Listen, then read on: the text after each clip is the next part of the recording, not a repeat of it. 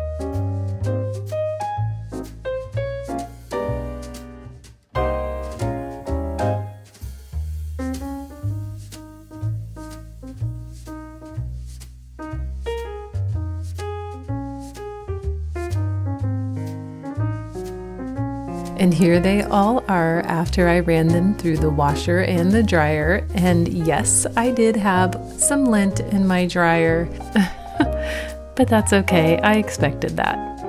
Please let me know if you decided to make these stockings. Thank you so much for watching. Bye.